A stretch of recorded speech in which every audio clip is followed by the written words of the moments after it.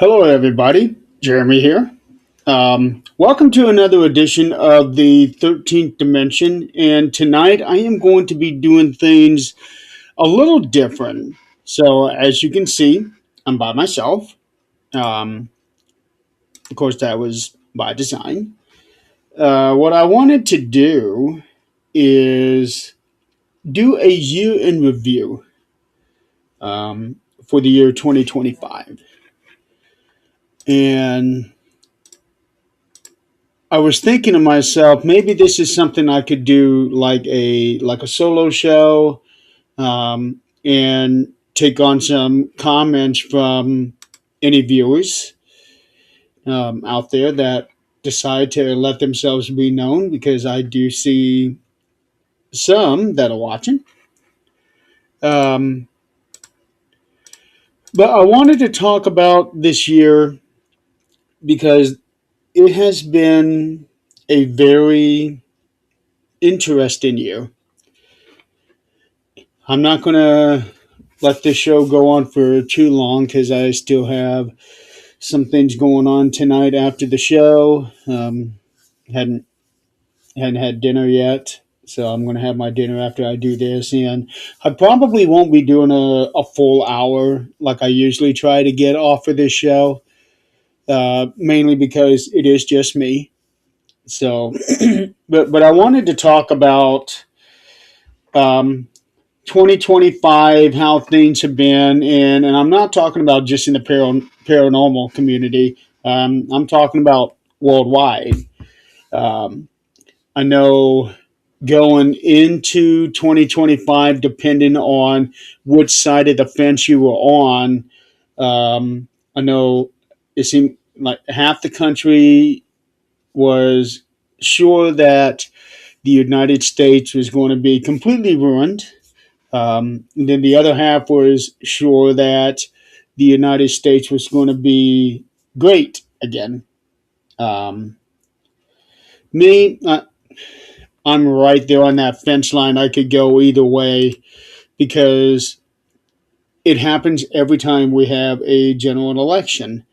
You know, half the people are very happy with who we elected president. Half the people are not happy with who we elected president, and you're not going to avoid that. You never will.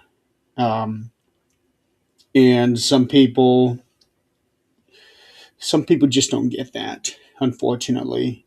Um, Me, I always go in with an open mind. Um, I'm always hoping for the best, and it's like that with every president. It doesn't matter if it's a Democrat, Republican. I don't care. I really don't. I don't subscribe to the blind follow of any political party because I think it's absolutely worthless. Um, and I've talked about the political stuff on Supernatural Talk with Adrian, with Nick, and we discussed many things. We talked about a lot of the things that Trump was doing with some of his executive orders. Some we agree with, some we don't agree with.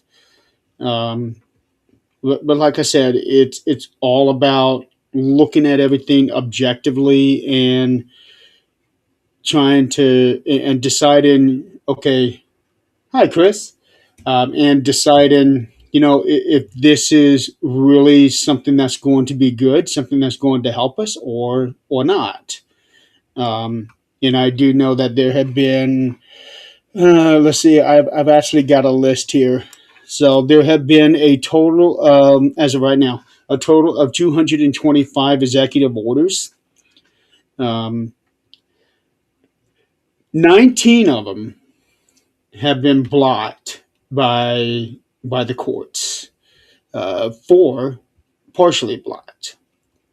The last time any of them had been blocked was back in May.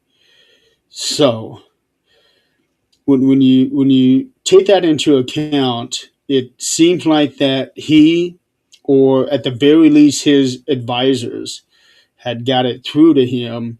You really need to think about some of these orders that you put out. So none since May, well, none since June, I should say, had been blocked by the courts. Now, that's not to say later on they will be, but I think it seems to be pretty good that nothing that he had put out in the last 6 months had been blocked. Um, and of course, there's still the whole argument about he's going to ruin this country. I can understand that. I really do. Um, and he keeps saying that everything is down. The gas prices, the grocery prices, all of that. I'm not seeing that on my end as far as the groceries go. Some things have gone up, but recently the gas prices, at least in my area, the gas prices have gone down considerably. Um, I was actually able to fill up on gas yesterday for 234 a gallon. Whereas not even a month ago they were 320. So they've gone down, and I'm hoping that they went down because of Christmas. Um, and by the way, at least for me, Christmas was good. Hopefully, you guys enjoyed your Christmas. You guys had a good one. You got to spend time with your families, your loved ones, friends, whoever. Uh, I was certainly able to do that. We had a good time, good gifts. And now that Christmas is over, we begin the week long trek to the end of the year. Um, so next week, let's see, what is it? Friday, Thursday. So next Thursday is January 1st, 2026. Um, and I know a lot of people are going to be doing this New Year, New Me thing. Again, that's another thing I don't subscribe to. If you want to make a change in your life, do it now. Don't wait for a date, because I had found that if you're waiting for a specific date to start something, by the time you get there, you don't want to do it. Um, but if you want to make a change, like if you want to lose weight, or if you want to put on muscles, or if you want to change a certain aspect of your life, start now. Don't wait, because tomorrow's never a guarantee. A lot of us have found that out the hard way. Tomorrow is not a guarantee.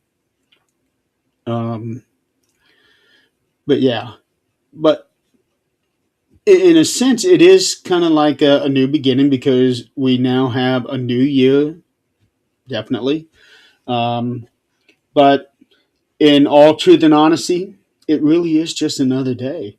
Just like, well, I don't want to say Christmas is just another day, but in the grand scheme of things, it really is. It's just the date that we choose to celebrate certain things. I know people use that as a time to spend with family. You know what? Spend time with your family now. Don't wait till Christmas. So, and on the subject of, tomorrow is not guaranteed, we had lost a lot of people we had grown up with, a lot of celebrities. Some of them very, very shocking. To me, the most shocking of all is the recent loss of Rob Reiner. Um, that one just came. Well, they all came out of left field, but this one here especially. Um, and the reason it's so shocking is that supposedly his son did it. Um, killed Rob Reiner, his father, and his mother. So, and thankfully they caught him within a few hours. Apparently, he was still bloodied up, but there's a lot of shocking things coming out. Um, so far, I don't know what's really true, what's not, because a lot of things come out in the news, and then later on they say, "Oh, well, that wasn't right, but this is." Um, but as of right now, they do have Nick Reiner on the suspicion of the death of his parents, murder of his parents. Um, we're gonna see what happens, but it is such a shame that for Rob, he was only 70. He was 78. Um, Michelle was 68. So they're in the twilight of the years of their lives. They're at that point of life where you just need to enjoy everything, and they did not. They did not get that chance. Um, what I find very, very ironic about Rob Reiner, and I mentioned this, I think, on Fear Fans, is his first film was This Is Spinal Tap. And then earlier this year, his latest film, This Is Spinal Tap 2, came out. And that ends up being the last one that he directs. It's well, like a weird factoid in his life. But he had made so many great movies. The Princess Bride is very, very popular. My personal favorite is Stand By Me. To me, that's one of the greatest films ever made. And it's not because I'm such a big fan of Stephen King, but the story itself is incredibly wonderful on the film. And I have read the actual story, which is almost word for word. And that was a real treat to read. And of course, also along the lines of Stephen King, he directed Misery, which is really, really good.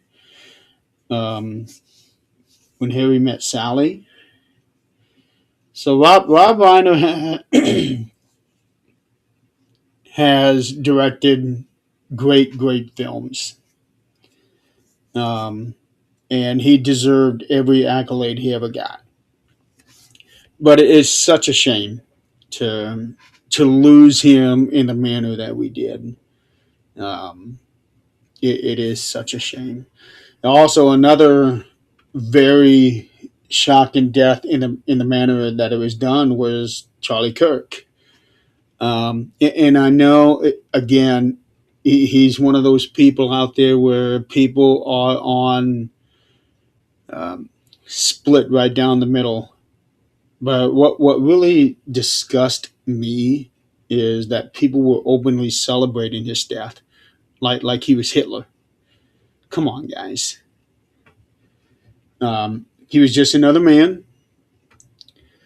He was in the political world, and that right there is going to make you polarize into to everyone. So I get that. Um, a lot of people quote him for certain things that he says, but they don't quote the entire thing that he said. So a lot of what he was quoted for was taken out of context, and I remember the day that he was shot. Um, it was very shocking. I've seen the video. I've seen different angles of it. It's brutal. His wife was right there, right in front of him when that happened. And people are saying today that she looks different. The way that she looks at people now, the way that she says certain things. And My thought is this is a woman who watched her husband brutally murdered with her kids right next to her. That's going to change you. That is going to change anybody. Um, so I don't blame her for how she is right now, and she's just 4 months removed, or 5 months almost removed from that. That is not something that she is going to easily recover from, if ever. But I get it. Again, it depends on what side of the fence you are. It's a great thing. It's a terrible thing. But I think it's sickening that people celebrated his murder like people celebrating the death of Bin Laden. Two completely different things. And if you don't see that, well, I'd say you're part of the problem. Um, other other people that we had lost this year, um, one that was real sad to me was Gene Hackman. Um, he and his wife passed away within days of each other, but they weren't found until 2 weeks later. Um, and they had kids. That alone is incredibly sad. But Gene Hackman was a great, great actor. I loved him in The Firm. Um, let's see what was there's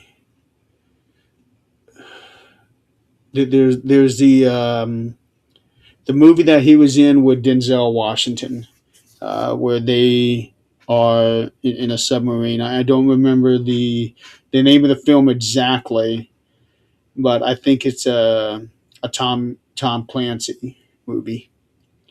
He did wonderful in that one. Runaway Jury, he was great in that one.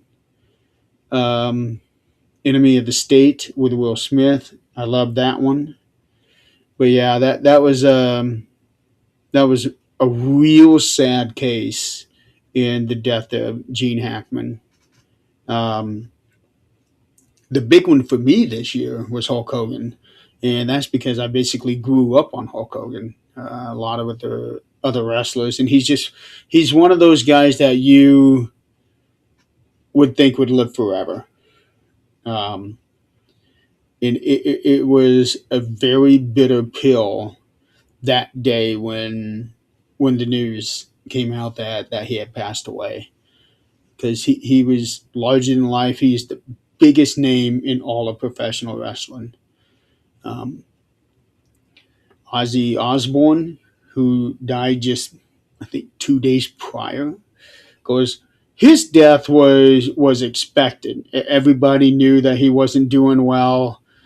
Um, and when he did his concert, what was it, 6 weeks before? Everybody knew that it wasn't going to be very long. Um, Robert Redford, lost him. I know he was extremely popular. Diane Ladd, um, Lonnie Anderson. We also lost James Lavelle, one of the astronauts that went to the moon. Most recently, just not even a week ago. Uh, yeah, it was a week ago. James Ransom. Um, he wasn't one I was very familiar with, except that he was in It Chapter Two, the remake. Um, that's another sad one. You just never know with Hollywood actors, because I know that Hollywood is not an easy place to be a part of. When you're an actor, you are exposed to all different things. And for him, he had a traumatic experience 30 some years ago. Um, and it makes me wonder if the repercussions of that led to what he did. Um, we also lost Roberta Flack, Val Kilmer. Um, that was kind of a shock. Big fan of his stuff. Terrence Stamp. He he was such a lovable villain. He really was. Brian Wilson of the Beach Boys. Um, let's see. June Lockhart. She lived to be 100 years old. I thought that was wonderful. George Rent from Cheers. Um, let's see. Bob Euchre, Mr. Baseball. He was so much fun to watch. Let's see. Diane Keaton lost her recently. Um, Ace Frehley from Kiss. Pope Francis. That was that was huge. Um, and then you have all the people that had died in all of these airplane crashes that we had throughout the year. It started out very weird. Back in January, when they had that collision there in Washington D.C., where that one plane was coming in from, let's see, I think it was from Kansas. They were coming into Washington. They they had just done like a figure skating competition, and they were all coming home.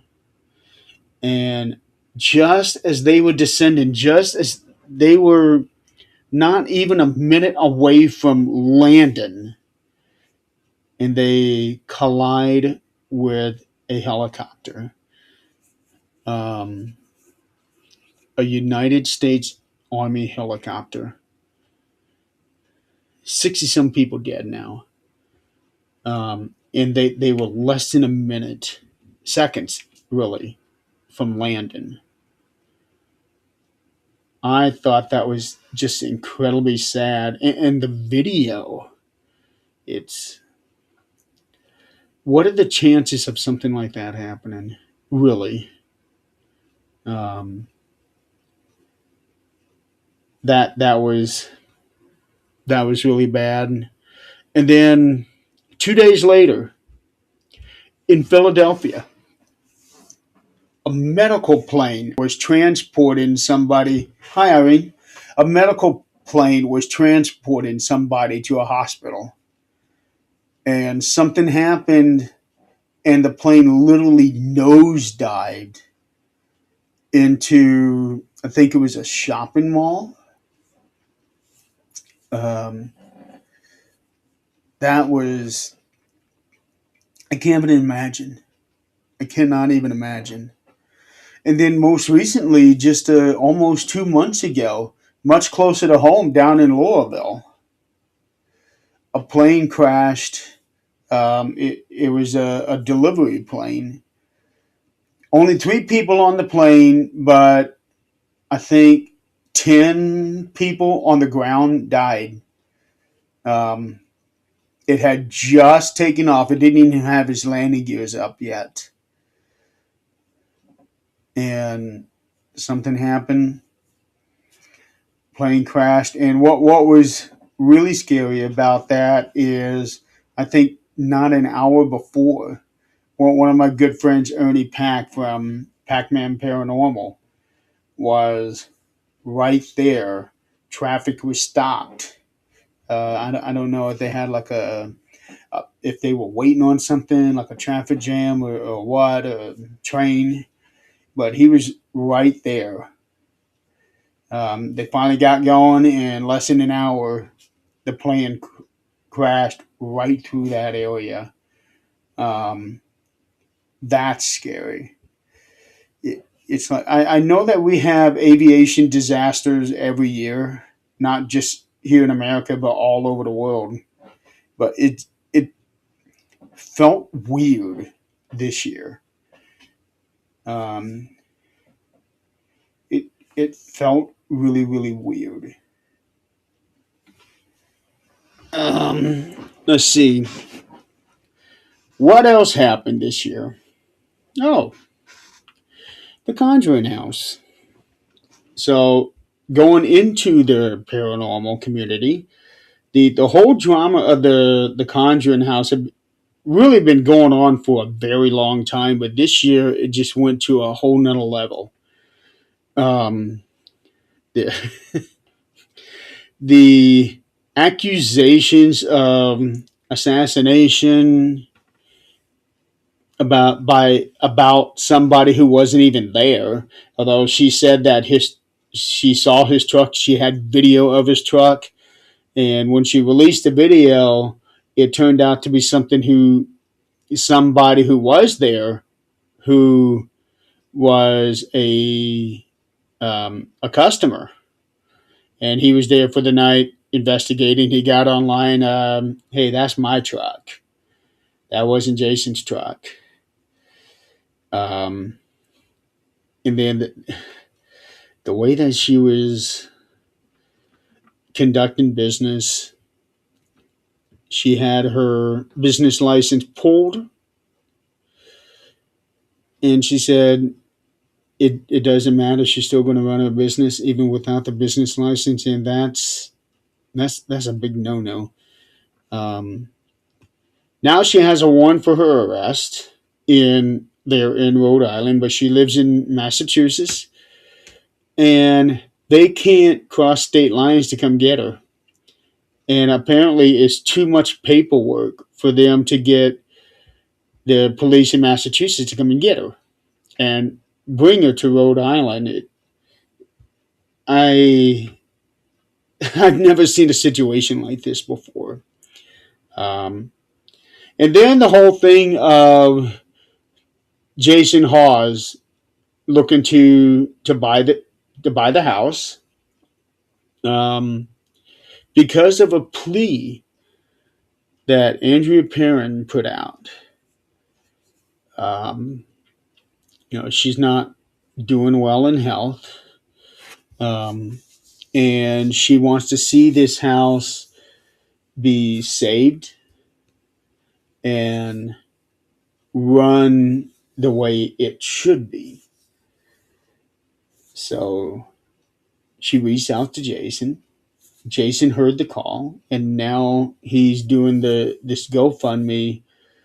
And I haven't looked at it recently, but the last time I did look at it, it was pretty close to $400,000, and that is without him putting in his portion. This is money that people have donated, um, and he was going to use this money to try to win the auction that was originally scheduled on Halloween night. And then before Halloween night, a thing was released saying that the mortgage was purchased by somebody. And I thought, oh boy, this is really getting interesting. That came out of nowhere. And then it turns out that the mortgage that was purchased is the guy that is with Matt Rife, who's trying to buy the house. Um, and that's not suspicious at all. No, that's not suspicious at all. So now it's like, I don't know what's going to happen here because he owns the mortgage now. This Elton does. If he owns the mortgage, then he can just sell it to Matt. If he's not able to come up with an agreement with that Nunez, Jacqueline. I'm always getting her first name wrong, but Miss Nunez. So nobody really knows what's going to happen. I know that Jason is very optimistic about how things are going. He says that even though Elton bought the banknote, it doesn't change anything. Um, but because of his association with Matt Rife, it doesn't look good to me. Um, and then there's this whole community out there that's saying that Jason is doing this as a scam, and I'm like, how how I don't get that. Um, Now I have not contributed to the GoFundMe um, for a number of reasons, but the biggest reason is because I can't afford it. Um, but another reason is I can't, in good conscience, give money to somebody so they can buy something, and it doesn't matter, like a house or a business. It doesn't matter who it is or what it. I can't do that. Um, because I would see something like that as an investment opportunity. So I would want my name attached to it. Um, and I have mentioned that before on Supernatural Talk. But in no way do I think that Jason is trying to scam people. But I do know that a lot of some people out there, they are actively working on trying to discredit him. But people have been trying to discredit him for years. Um, Give it up. So, what else has happened this year? If I may, well, I will. I'm going to dip into the wrestling industry. So, this year we saw the retirement of John Cena, and it was big news all over the place because we had never had a retirement tour like John Cena. I know a lot of wrestlers have had like lead ups to their final match and things like this, but never on the level that John Cena did. And it was really pretty cool to watch. I enjoyed it every step of the way. Um, the heel turn was very shocking, but it made sense because I know a lot of people wanted to turn heel. He at one point wanted to turn heel, but the WWE would not let him because he was basically their cash cow. He was their golden goose, and if he turned heel, they feared that that would hurt their merchandise sales. It would hurt opportunities for him to be on the radio to promote their product that they would have to rely on somebody else. Um, so they would never pull the trigger on that. And finally, this year they did. It did not go over so well. Um, but John himself, hey Nick, but John himself said that in order for him to turn heel and have a proper run, he needs 2 years. Um, and he had what 10 months 9 months before he was supposed to retire when he did turn heel, so it was a very condensed, rushed version, and he ended up turning back um, at the end of July, so just mere months later.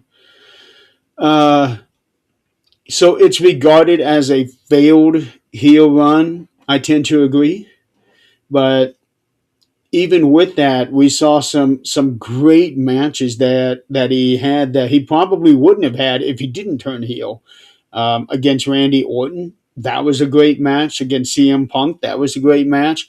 I got the one match that I wanted, and that was John Cena versus R-Truth. I wanted that match, but I wanted that one at the end of the year. Um, but that was before the whole switching back and all of that. But either way, I enjoyed it. Um, I was kind of shocked for his last match where he tapped out. A lot of people are not happy about that because it was always this never give up attitude that he had for 20 some years. Um, but I don't see it that way. He did not tap out of the match. No, I saw it as he was looking back on his career. He was happy with what he had done. He's happy with the stories that he told, and he tapped out the career. He did not tap out of the match, although technically he did. But I saw that as tapping out of the career. He smiled, much like in the way that Obi-Wan Kenobi did in Star Wars. He smiled because he knew that he had to die in order for his people to live on. And that's basically what John Cena, the wrestler, did. Um, so it made perfect sense. I'm very happy with how John Cena went out. He went out. Now, he will tell you that he did not go out on his term because he wants to wrestle forever and ever. But he says that his body will not allow him to, and because of that, that's why he needed to retire. So it's not going out on his terms, but he did it on his terms. Um, and he's not going to convince me otherwise. But I was very happy with that. I'm excited to see the Royal Rumble. Hey, Chris, hope you're doing better. Um, I'm excited for the Royal Rumble. That's my favorite event of the year coming up January 31st, I believe, whatever that Saturday is. Um, People are not happy that it's in Saudi Arabia. I tend to agree. But it's what we got. And simply because it's in Saudi is not going to keep me from watching it. Um, that's just the way it is. The Rumble is my favorite event of the year. Is my favorite match. So I'll be watching that. Um, Tell Mary I said hi to. Now I'm going to switch gears here. Of course, you know that I created Things Network. I've had other people help me with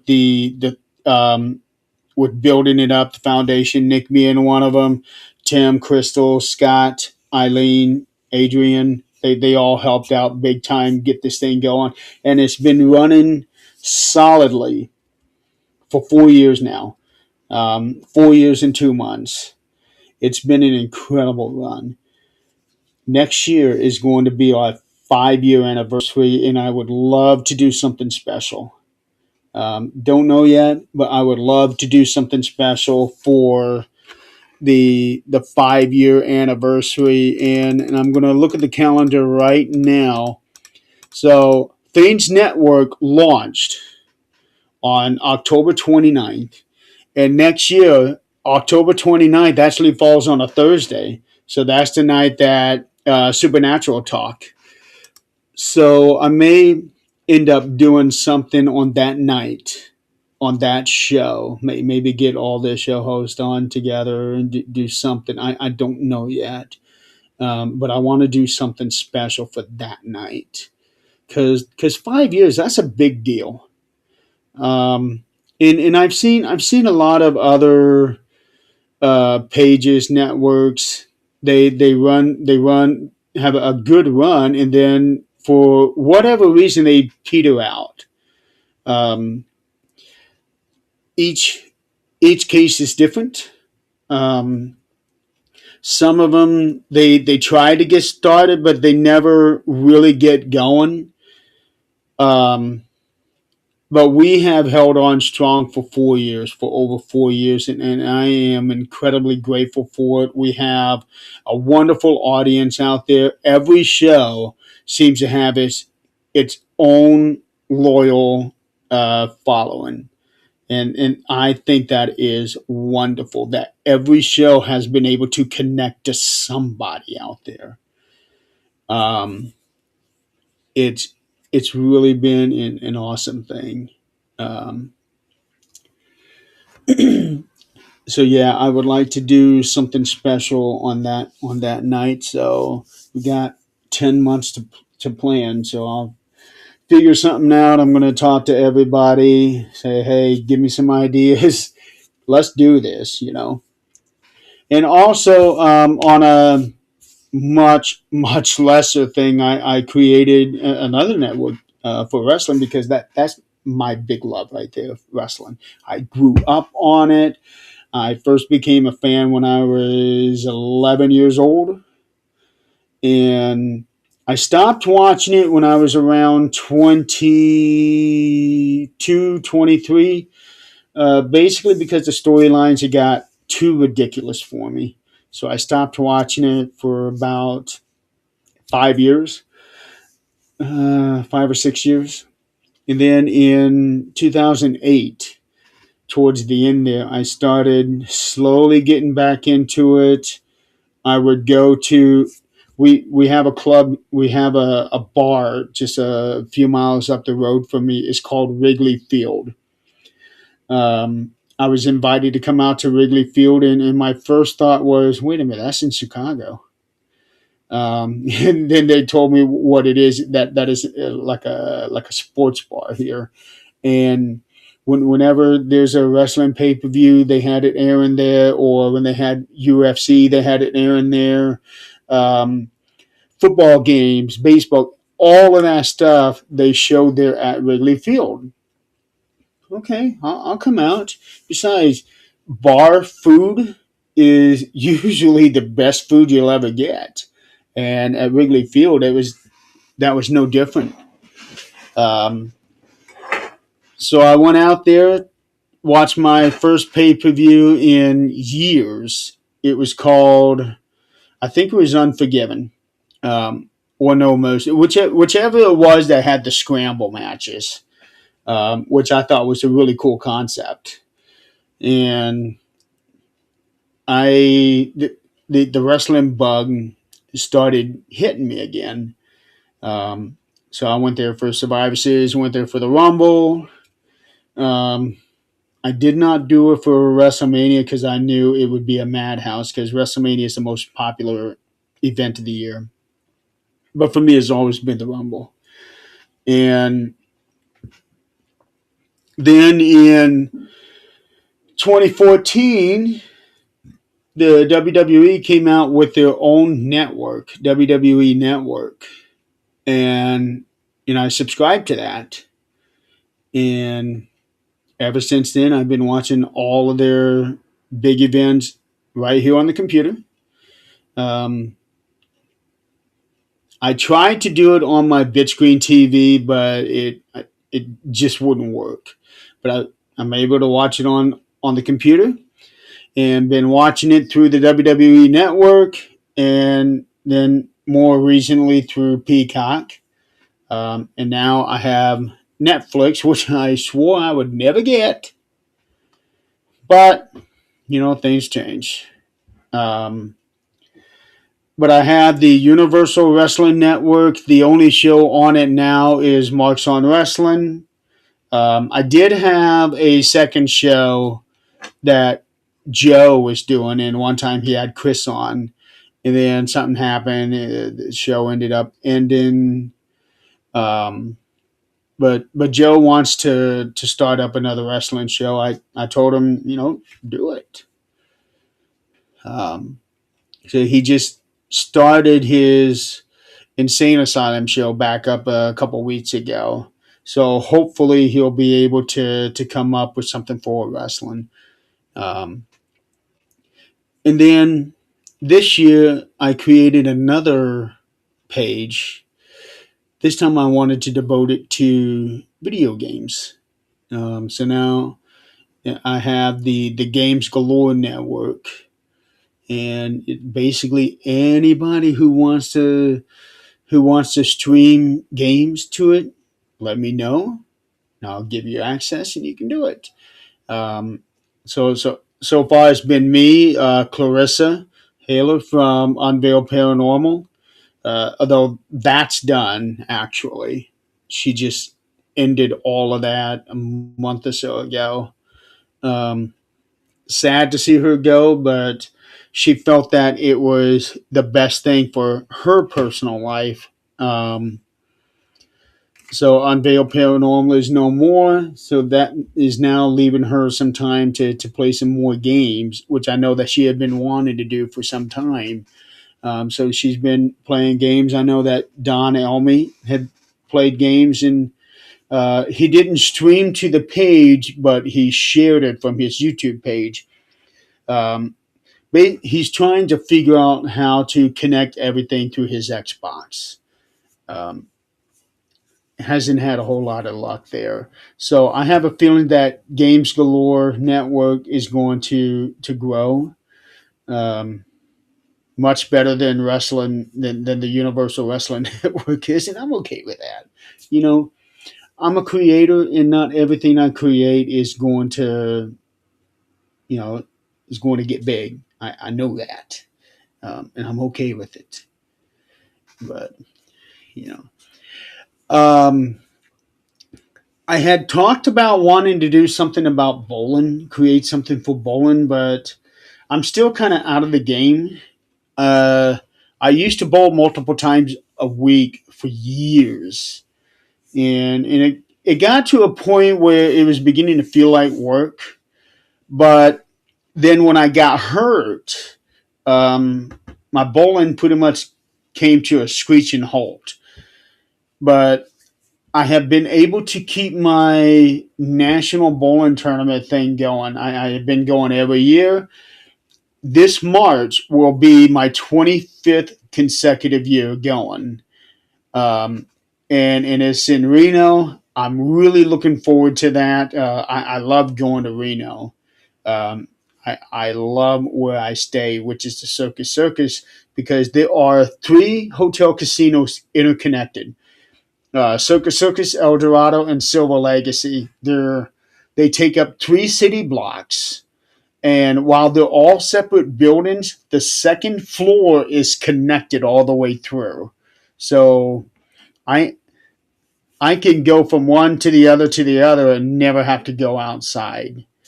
Um, and they have wonderful restaurants in there, so I could go there, stay there a week, and never go outside because everything that you would need is there. They have entertainment thing. They have things for kids. Lots of gift shops.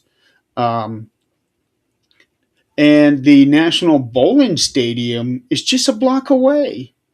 I could walk there if I wanted to, but I don't because every time I walked, I'm always getting stopped by homeless people or people pretending to be homeless and asking me for money, and I don't want to deal with that. So I just drive. Um, Plus, I take a lot of balls with me. I take 8 bowling balls, and that is a chore to to drag. It really is. But yeah, in March I'll be going to Reno, Nevada, for my 25th consecutive years. I'm really looking forward to that. Um, but it's got me concerned because of the surgery that I was supposed to have 2 weeks ago. That ended up getting canceled because the doctor decided he was no longer going to be taking insurance um, after the first of the year anymore because we had everything scheduled. It was 3 surgeries. They had to happen boom, boom, boom. So December, January, February, I was going to have all three of my surgeries. Um, when February is done, I was going to have for the next month, maybe month and a half to recover. And I would have been recovered enough to be able to drive out to Reno. And now I don't know what's going to happen. But the new doctor that he referred me to apparently has accepted me because I got their letter. And I will be seeing this new doctor on January 19th, which is basically about 2 months to the day before I leave for Reno. Um, so, if anything, this new surgery will probably happen right after I come back. That's kind of what I'm looking at here. But I won't know anything until a month from now, basically. Um, let's see, what else haven't I talked? Oh, my writing. So I write every single day. I do not take a day off. I write every single day, Sunday through Saturday, 2,000 words a day. I I actually have a thing written down how many words I write every single day. It's ridiculous. I have completed three novels. One is actually called The 13th Dimension. It that is actually going to be a series, um, a 13 book series. And let's see here. I'm trying to find. So it's going to be a series, 13 books. I have planned to write at least the second, maybe the third next year. Um, but I don't know yet. The second book that I wrote this year is called The Book Nook, and it's my version of the Hallmark Christmas movie. Because I love those movies, I really do, and I wanted to write my own version of it and center it around a bookstore where the owner gets into an accident, and because of the accident, he misses his monthly lease payment. And the person who owns the building is such a hard ass that he is one of those guys where if you miss one payment, he's coming after you. Uh, and in the process, the book owner's best friend, who lives a few states away, kind of comes to the rescue. Uh, that's pretty much really all I can say without actually spoiling the book. And then the most recent book that I just completed is Smart Town, which is about a technology company who taken over a small town in South Carolina. Their goal is to connect every house and every business to one computer system, like an intranet, and it's going to be run by AI. Well, throughout the year, the the story starts in January and it ends in October. Throughout the year, people try to stop them. There's a lot of deaths, lot of betrayal, um, battles, one big battle, and a twist there in the end where you discover what this company's true purpose is. Um, it ended up going a lot longer than I expected. When I started writing this, my goal was between 80 and 90,000 words, which is roughly about 300 pages. When I finished it, it was 167,000 words. I practically doubled it. And that was not my intention. It's just basically the story wanted more. I ended up writing way more than I thought. Um, so by the time I was done with that one, I was kind of glad because I was ready to move on to something else. And right now I'm in the middle of another story called Hanging by a Moment. Um, and this is actually inspired by an actual event that happened in San Francisco where a guy was going to kill himself by jumping off the Golden Gate Bridge, and he was saved, talked down by a policeman, and I thought that it is such a wonderful story. Now those two are working together, doing like speeches and everything to to talk to people about mental health and what you can do to combat that. And I thought that was such a wonderful story. And then with the way that my brain is wired, it's like there's a twist in there somewhere. And finally it hit me what that twist is. And I'm working on that right now. I've been working on it for 4 days. I think it'll be completed Sunday, no later than Sunday. It might be completed tomorrow. Just depends, but I think at the latest it'll be completed on Sunday. I'm really liking this one here.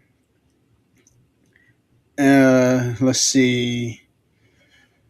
I have only done 3 investigations this year. I did a private residence. That's my goal anyway. Is I prefer to do private residences than the pay for play stuff. But I have also done the Masonic Temple in Kokomo, Indiana. That was a pretty cool experience. I was actually um, in the very first group. I was invited in the very first group to give that thing a full investigation. Um, and I had done a Masonic temple before in Salina, Kansas. I loved that one, and I really loved doing this one here in Kokomo. And then I did the Crown Point Jail, Crown Point, Indiana, Old Lake County Sheriff's House and Jail. That is my absolute favorite place to go to. Um, I am in pretty tight with Sandy and Jackie, the two main ladies that run it. Um, so whenever somebody is looking for a location in Indiana, that's the one that I always recommend. Um, there's there's a certain kind of magic there. I love that place. Holy cow! I'm hitting an hour. I did not think I was going to be yakking this long. I really did not. So basically, 2025 was a polarizing year, um, and the majority of it is all stemming from the political world. I get it. Um, it is one of those things that kind of gets me because there are a lot of people out there, so many that are blind faith followers. It's like so in the case of Donald Trump, depending on whether you're a fan of his or not, some people will say Donald Trump can't do any wrong. Other people will say Donald Trump can't do anything right. I will say this: he is a PR nightmare. No question about that. He is a publicity nightmare.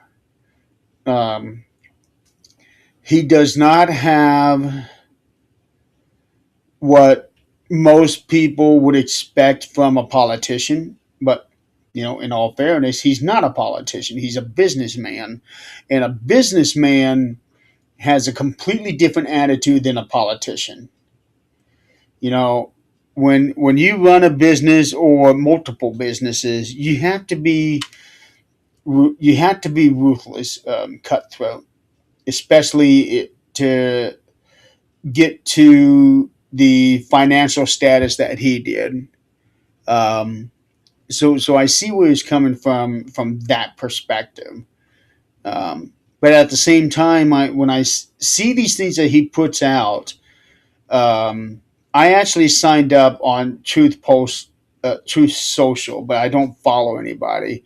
Although here's the thing: when I signed up, it automatically had me following like 40 people, 40 organizations, and I went through and unfollowed every single one of them. I don't want to see that crap. But the reason I signed up for it is because there's a lot of misinformation being put out there where, so and so said this or so and so said that. A lot of that, I'll see that on X. And it turns out that the things that they're saying that this person said, this person never actually said. It's just a tweet that these people are making up to misrepresent these people. So that's why I did the True Social. I don't plan on um, posting there, but when I see people showing clips of what Donald Trump put out, it's like, nah, he didn't really say that, did he? And I go in there, it's like, oh, he really did say that. Um, the worst one was when Rob Reiner died. The post that he made on that one was absolutely horrible. It really was. Totally uncalled for. Not the time to pull that shit. It really was. And then when he did his Merry Christmas thing, it you can't. He does not have the ability to say something nice and not add something else to it. Just say Merry Christmas. That's that's all he had to do. Merry Christmas. Wish you well. Be safe. Not add, you know, deranged people or whatever. No, you don't need to do that. That just makes you look bad. It really does.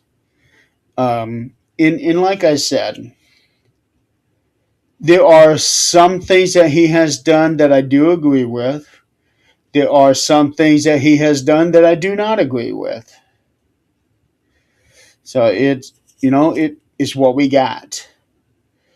Um, there were a lot fewer people that voted um, in this general election than they did when it was Trump and Biden when Biden won. And even that one, there's a lot of question. But there were, I don't even remember what it was, but there were several million fewer votes. And, you got to wonder why. Why is that? And then it was like, it's the end of the world that Donald Trump became the next president again. I'm going to be honest. I actually thought on his first term that he was doing pretty good. Everything was doing very well, despite his mannerisms. I don't like that. But again, he is not a politician. He is cutthroat. He is ruthless. But the state of the country, I thought, was doing really well before COVID hit. And that, to me, killed his presidency, which is why he would. And I think that a lot of people were looking at that and use that as a basis to get him out and bring in Biden. Um, and then, of course, there was that whole anyone but Trump thing. And you don't want to do that because that anyone could be worse than him. Um, so people need to look at everything logically. So when he became president, I was like, okay, we got 4 years of him. Um, let's hope for the best. So far, 11 months has gone by, so we still got 3 more years. And then the next election, we'll see what happens. So anyway, I've been going on for an hour and 7 minutes now, so I'm gonna go ahead and call it a night. This will, unless let's see here, unless Donald comes to me about wanting to do another wrestling show, this will probably be my last show of the year. Um, I'm not planning on being on Fear Fans on Tuesday. Uh, so Supernatural Talk won't be on next week because that's on New Year's Day. Everybody is still going to be kind of recovering from the night before. However, next Friday, I am hoping to be able to have another show and have other show hosts come on and let's talk about the upcoming year. Let's talk about some goals that we have in mind for 2026, and we'll see if I can get some people on. When I had my Christmas special last week, last week, I had 6 or 7 people total throughout the show. Fun show. So I'm gonna plan on doing another one for New Year, and then beyond that, I'm just gonna kind of play it by ear. Um, 13th Dimension has been running for 6 years now, and this is the sixth show of the year. I am incredibly grateful that this show has been able to continue on for as long as it has. It I really love this show. So next Friday, I am planning on doing a 13th Dimension New Year's special, much in the way that I did with Christmas last year. I just wanted to do a year in review solo this year, tonight, because I had never done a solo thing before. So I wanted to see how that goes. So unless Donald wants to do a Marks on Wrestling this weekend, this will end up being my last show of the year, and then I'll just pick back up next next week, or as some people say, we'll see you next year. Yeah, I guess so. Um, Meanwhile, everybody out there who is in the audience, thank you so much for playing along. Um, I hope you guys this Christmas was good. Hope you enjoyed yourselves. And now we have our, like I said earlier, week long trek to the new year. Um, and whatever you decide to do for New Year's Eve, if you're going to travel somewhere, be safe, be responsible. Um, and historically, it is bitter cold on New Year's Eve. I don't. I am going to check my phone right now to see what they are projecting. Uh, of course, actually,